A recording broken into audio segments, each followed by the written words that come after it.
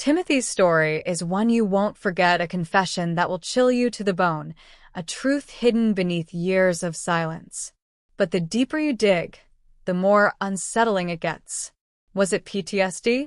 Or was there something far darker lurking beneath the surface? Stay tuned, because this is a tale of deception, manipulation, and the shocking twist no one saw coming. You won't believe what happens next. I had always thought he was just a quiet guy. Timothy.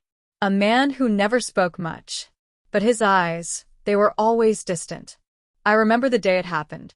It was a warm afternoon in late spring. The sun beat down, but there was a crispness in the air. I walked into the classroom and saw him there, his hands shaking slightly as he gripped the desk. The room was oddly still. The chatter of the other students had vanished. And then Timothy spoke. He didn't look at anyone. His eyes fixed on the window, staring into nothingness. "She's gone," he said, his voice barely above a whisper. I thought he meant his wife was gone for the day. But the look on his face told me something different. He repeated it, slower this time. "She's gone for good." The room went silent. Even the air seemed to hold its breath. No one dared ask him what he meant. But I couldn't shake the feeling that something was wrong. Later, the news broke. Timothy's wife, Sarah, was dead. The details were sketchy at first. But I heard whispers. She'd been found in their house. A pool of blood surrounded her. The police had come.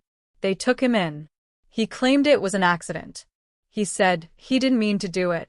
But then he started talking about PTSD. How the trauma from his past had resurfaced. The pressure of his memories had been too much. And in that moment, something inside him snapped. I couldn't wrap my head around it. This quiet man, a man I barely knew, had killed his wife. It didn't make sense. But there was one thing I couldn't ignore. The way he looked that day.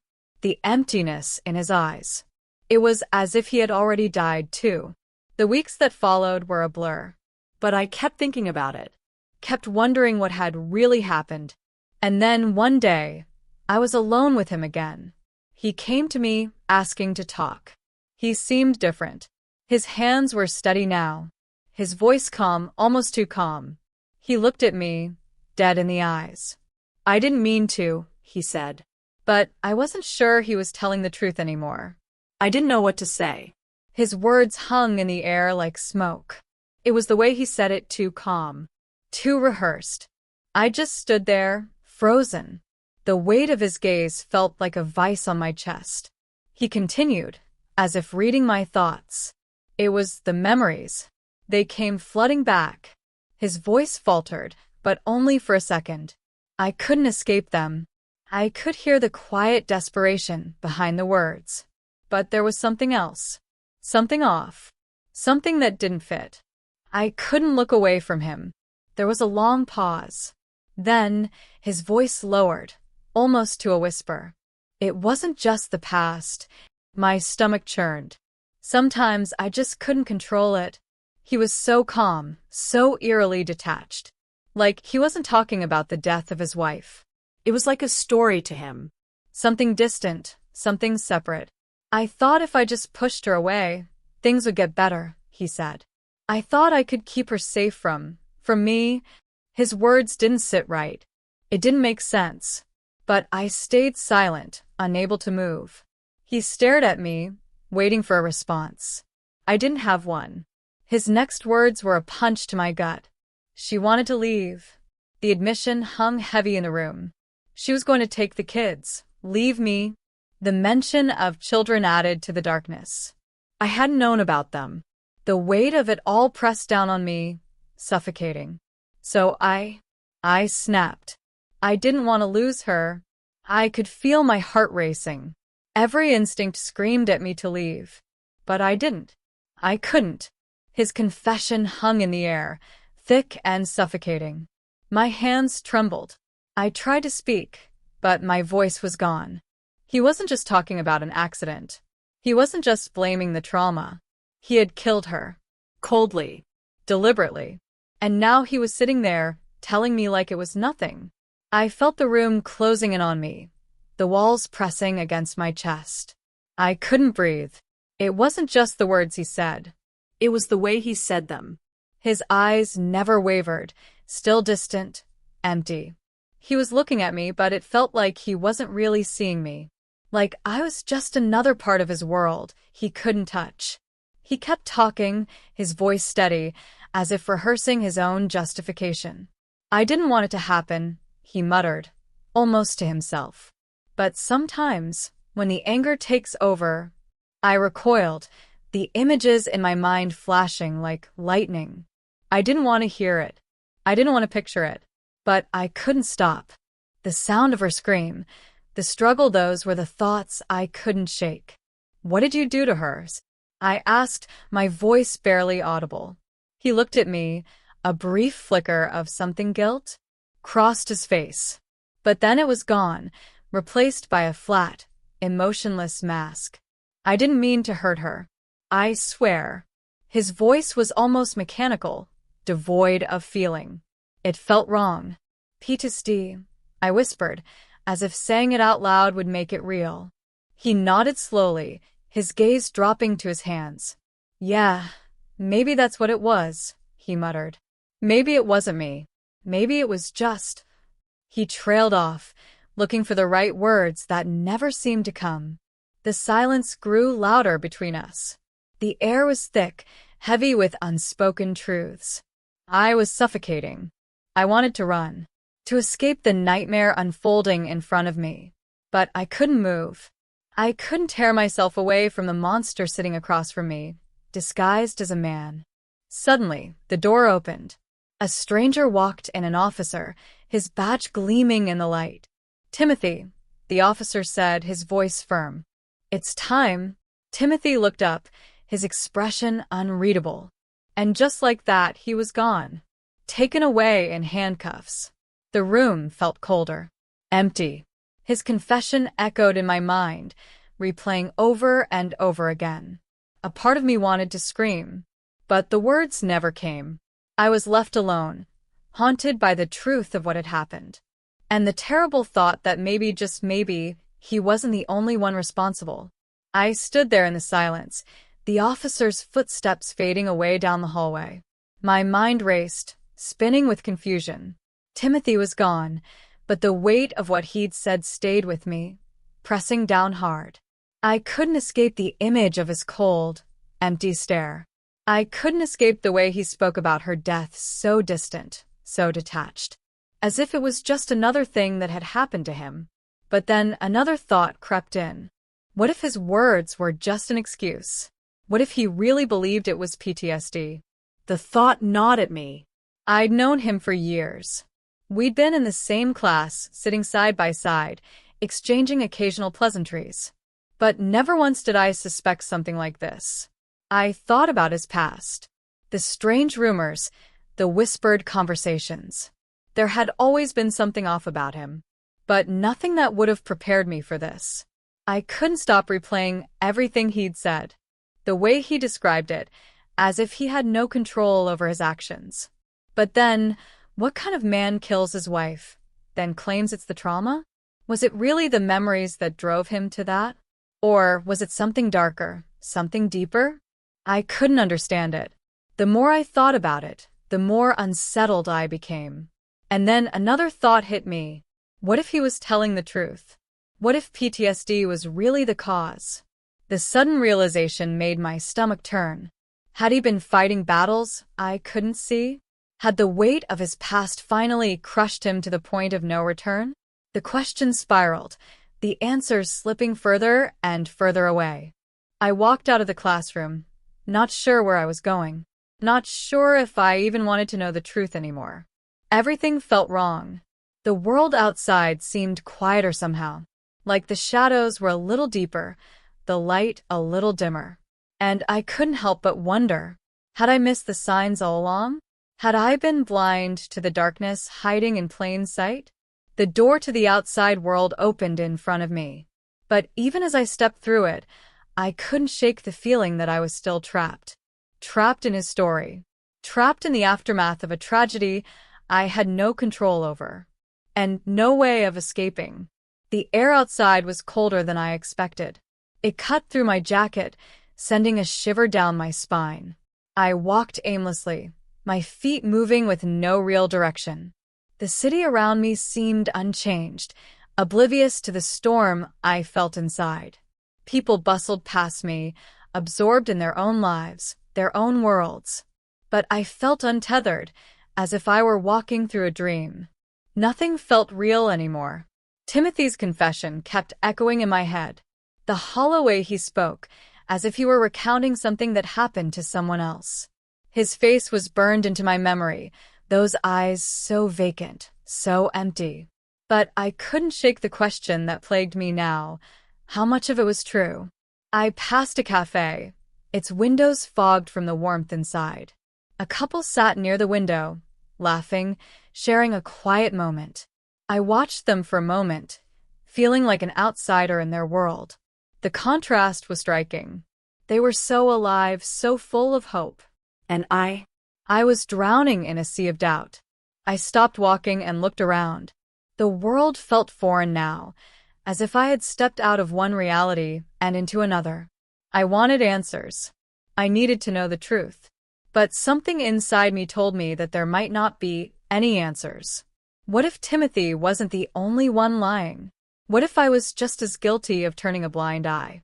I couldn't stop thinking about what he said, about the darkness he carried. Had I missed the signs? Had I ignored the little things that didn't add up? I tried to push the thought away, but it wouldn't go. I wanted to believe he was just a broken man, lost in the chaos of his own mind. But deep down, something told me it wasn't that simple. I couldn't avoid the truth forever.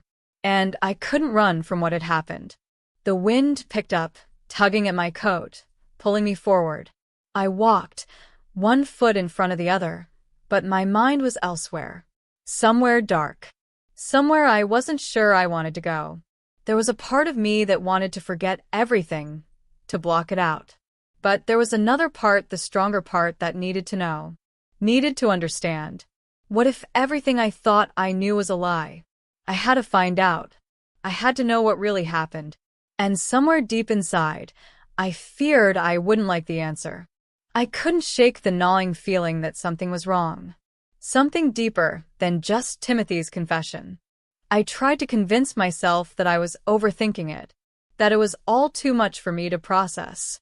But the thoughts wouldn't stop. The questions kept spiraling. What if there were pieces of the story I'd missed? What if I was only seeing part of the truth? I found myself standing in front of a small, nondescript building. The police station. I had no plan, no clear idea of what I hoped to find. But something inside me was pushing me forward. I stepped inside, the air cold and sterile. The officer behind the counter barely looked up when I approached. "Can I help you?" he asked, his tone professional but uninterested. I need to know more about Timothy," I said, my voice cracking a little. The officer raised an eyebrow. "You're asking about the case?" he said. I nodded, trying to steady myself. I need to understand what happened. What led to this? The officer paused, eyeing me for a moment, before speaking again. "We're still piecing everything together," he said, his voice quieter now. "There's a lot we don't know yet." I felt a tightness in my chest. I didn't know if I was hoping for answers or just hoping to hear that I wasn't crazy for questioning everything. Did Timothy really have PTSD? I asked, my voice barely above a whisper. The officer looked at me, his gaze sharp. "That's part of his defense. His lawyer is pushing it hard," he said. I swallowed hard, trying to steady my shaking hands. "And is it true?" I asked, my heart pounding in my chest. The officer hesitated, and I could see something shift in his expression. "Truth is, we don't have the full picture yet. But we're working on it." That wasn't enough. It wasn't even close to enough. I wanted more. I needed more. But I could feel it, the truth was slipping further away. The officer wasn't giving me anything concrete, just vague answers and empty assurances. I didn't know if he was withholding information, or if there really was nothing more to know. But either way, I couldn't leave it like this. I turned to leave, but something in me pulled me back. A feeling, a sense that the pieces weren't in place. I had to know more. I couldn't just walk away. Not after everything. Not after hearing the things Timothy had said. I had to go deeper. I had to find out what he was hiding. The night was falling as I made my way back through the streets. The city felt different now, like a landscape I didn't recognize. The words the officer had said echoed in my head, but they didn't help. I needed more. I needed to know the truth, to untangle the web of lies and confusion that surrounded Timothy's confession. I couldn't let it go. I reached my apartment, but the door felt heavier than usual as I pushed it open. Inside, the silence hit me like a wave. I dropped my keys on the table, my mind racing. I thought about Timothy again, his dead eyes, his calm demeanor as he confessed to killing his wife. His words still clung to me, slipping into every thought I had. I couldn't stop asking myself the same question. Was it PTSD? Or was it something darker? Something buried deep inside him that I had never seen before? The truth was slipping away, unraveling faster than I could keep up. I couldn't ignore it any longer. I had to know. I pulled out my phone and called the only person who might have some answers. Sarah's friend. The one person who had been close enough to see the cracks in Timothy's world. Her voice was shaky when she answered. "Hello," she asked, sounding startled. "It's me. I need to talk to you," I said, trying to steady my voice. "About Timothy." There was a long pause before she spoke again. "Are you sure you want to do this?" she asked quietly. I clenched my jaw, my heart pounding. "I need to know what really happened," I said, the words coming out sharper than I intended. "I need to understand." She was silent for a moment longer. Then, finally, she spoke. "Timothy wasn't the man he seemed. There's more to the story, much more." I felt a chill spread through me. "What do you mean?" I asked, fear creeping into my voice. She sighed deeply. "I can't say much, but there's something you don't know. Something that's been hidden." My pulse quickened. "Tell me," I urged. I can't over the phone." "But meet me tonight." I hesitated, then nodded, though she couldn't see it. "I'll be there." I arrived at the cafe as night had fully settled, its windows glowing warmly in the darkened street. I didn't know what I expected when I stepped inside. The buzz of quiet conversations filled the air, but my focus was fixed on the woman sitting at a table in the corner. She looked up as I walked in, her eyes cautious but not afraid. I could see the weariness in her face, the same tired eyes I'd seen in others who carried too many burdens. I sat down across from her, my hands clenched in my lap. "You came," she said softly, almost like a question. "I need to know everything," I replied, my voice steady but tight. She hesitated, looking around the room before leaning in slightly. "I never wanted you involved in this," she whispered, her voice almost drowned out by the ambient noise. "But you deserve to know the truth." My breath caught in my chest. She took a deep breath, her eyes scanning the table, as if the words were hard to find. "Timothy, he wasn't who he said he was. The PTSD, that was part of it, yes. But not the whole story." I leaned in, trying to piece together the puzzle. "What do you mean?" I asked. She hesitated again, then spoke slowly, her voice laced with regret. "Timothy had a darkness in him. Something long before the trauma. Something buried deep." I felt a coldness spread through me. "What do you mean, buried?" I whispered. She looked at me, her expression pained. "He'd been violent before, but not like you think. He was controlling, obsessed." Sarah, she saw it too. She knew it was only a matter of time before it escalated. The weight of her words hit me like a freight train. Timothy had always been quiet, but she was telling me it was more than that. It was manipulation, abuse. And now it made sense, too much sense. His confession wasn't a desperate plea for understanding. It was an attempt to cover up what had been building for years. I don't know what to say," I said, my voice shaking. She gave me a sad smile, one that didn't reach her eyes. "There's nothing left to say," she replied. "He made his choice. And now, so must you." The truth was finally out. But somehow, it didn't feel like a relief. Instead, it left me cold, lost in the space between what I thought I knew and what had really happened. I stood up, my legs shaky, and walked out into the night. The world didn't seem any clearer, but one thing was certain. I'd never look at Timothy the same way again. And neither would anyone else.